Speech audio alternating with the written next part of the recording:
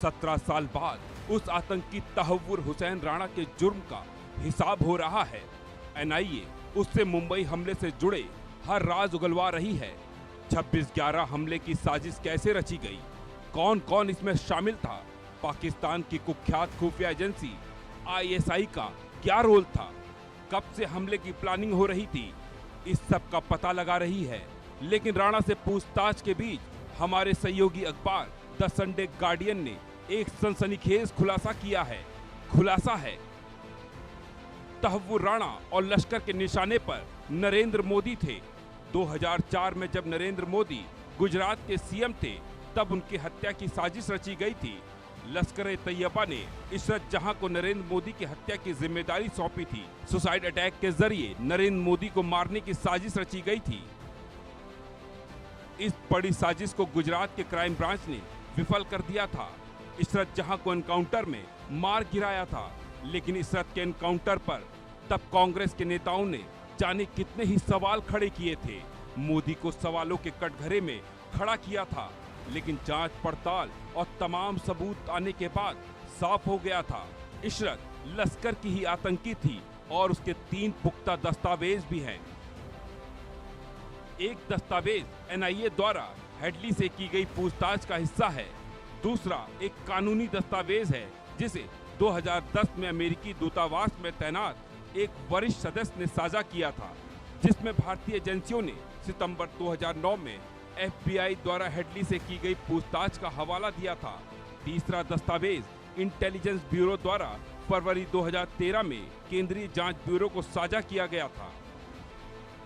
तीनों दस्तावेजों में एक ही बात कही गई थी कि इशरत जहां लश्कर का हिस्सा थी और उसे नरेंद्र मोदी की हत्या का काम सौंपा गया था। डेविड कोलमैन हेडली ने भी पूछताछ के दौरान इस बात को कबूल किया था। लेकिन अब जब आतंकी राणा से पूछताछ हो रही है, तब इशरत जहां के लश्कर के आतंकी होने की बातें डेविड कोलमैन हेडली ने भी कबूल की थी। डेविड हेडली साल 2002 में लश्कर के संपर्क में आया था। लश्कर कमांडर ज़की-उर-रहमान लख्वी ने इशरत जहां को लेकर उससे चर्चा की थी। हेडली को मोदी के मर्डर की साजिश की पूरी जानकारी थी और पूरी संभावना है कि साजिश के हर परत की जानकारी डेविड हेडली के दोस्त आतंकी तहव्वुर राणा को भी होगी। ऐसे में अब जांच एजेंसियां आतंकी राणा से 2004 में मोदी के मर्डर की साजिश से जुड़े सवालों को लेकर भी पूछताछ कर सकती है, जिससे पता लगाया जा सकता है कि देश में उस वक्त लश्कर के आतंकियों की मदद कौन कर रहा था। लश्कर की आतंकी इशरत जहां का हमदर्द कौन था और कौन मोदी के मर्डर की साजिश में शामिल था।